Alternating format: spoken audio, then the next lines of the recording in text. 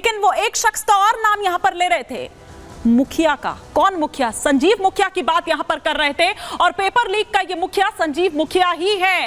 अलग अलग परीक्षा में सॉल्वर बैठाता था, यही है संजीव मुखिया।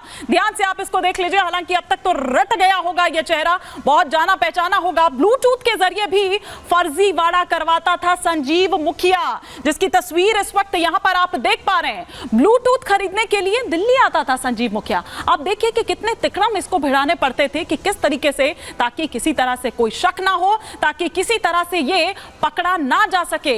ब्लूटूथ से धांधली का आइडिया मुखिया ने ही खोजा था। मतलब ये आइडिया भी इसी का था, ये आइडिया इसी का था कि किस तरह से ब्लूटूथ के जरिए ये धांधली को अंजाम दे सकता है या धांधली किस तरह से की जा सकती है। दिल्ली एनसीआर में भी मुखिया का जो एक गिरोह है एक्टिव है। मतलब अगर ये चला जाता था उधर बिहार में चला जाता था या झारखंड में चला जाता था, तो फिर किस तरीके से वो दिल्ली में जो के बाकी लोग थे उनके साथ बातचीत में रहता था और उनके साथ वो कनेक्ट रहता था और उनसे जानकारी लेता था मुखिया।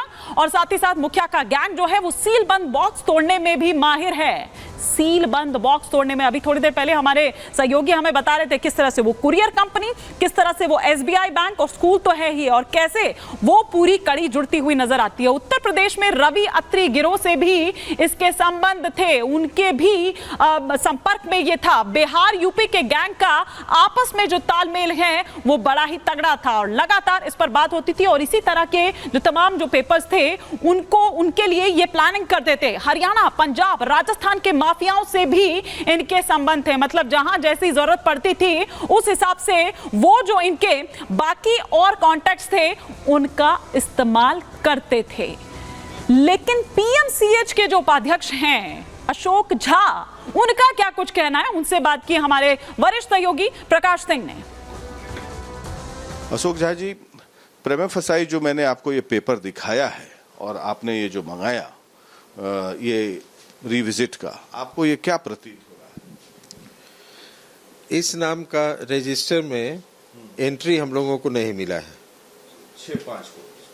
6-5 के इसमें संजीव मुखिया का जो ओपीडी में रजिस्टर, ये नाम जिससे पर्ची कटा हुआ है, इस नाम का रजिस्टर में, ओपीडी रजिस्टर में एंट्री नहीं है। एंट्री नहीं, बस। इसका मतलब ओपीडी में रजिस्टर नहीं है, मतलब कि ये जो पटना मेडिकल कॉलेज का ओपीडी का पर्ची है ये 5 रुपया दे के कटाया गया जी, 5 रुपया दे के पर्ची कटाया हुआ है। लेकिन जो लिखावट डॉक्टर की नहीं है यहाँ की। अब लिखावट तो मैं पहचानता नहीं हूँ कि मैं कह सकूँ कि इनकी लिखावट है, लेकिन रजिस्टर में एंट्री नहीं है। रजिस्टर में एंट्री नहीं है, मतलब ये क्या फेक सर्टिफिकेट बना लिया उन्होंने?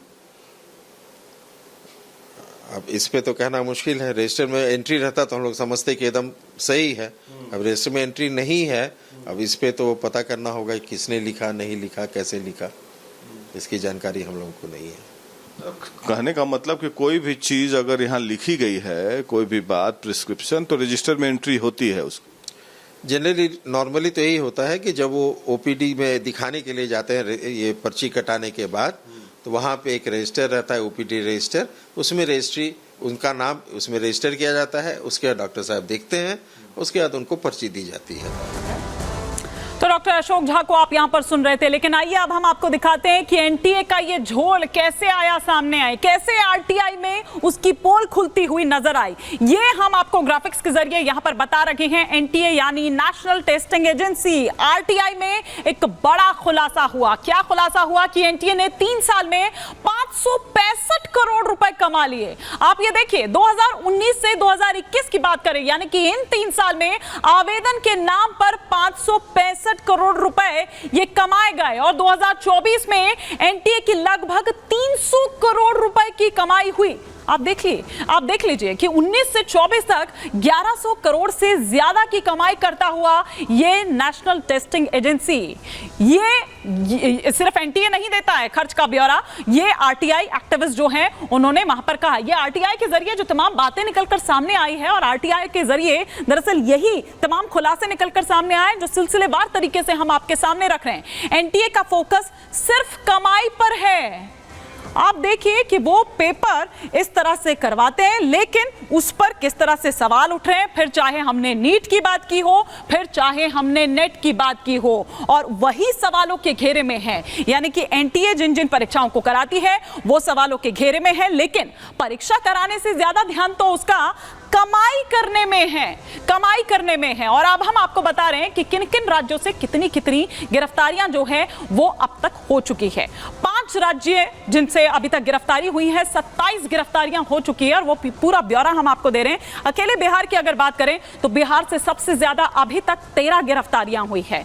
उधर झारखंड की अगर हम बात करें तो अभी उसका हजारीबाग की बात करें तो वो एपी सेंटर बना हुआ है, 6 गिरफ्तारी यहां से होती है। गुजरात से भी तार जुड़ते हुए नजर आते हैं, यहां से 5 गिरफ्तारियां होती है।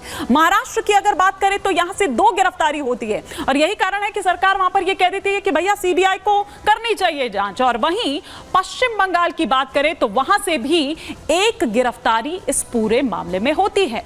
तो ये आपने देखा कि किस तरह से ये पूरा खेल है, ये किस तरह से झोल है, और इसकी पोल खुलती हुई अब नजर आ रही है, कड़ियां जुड़ रही है।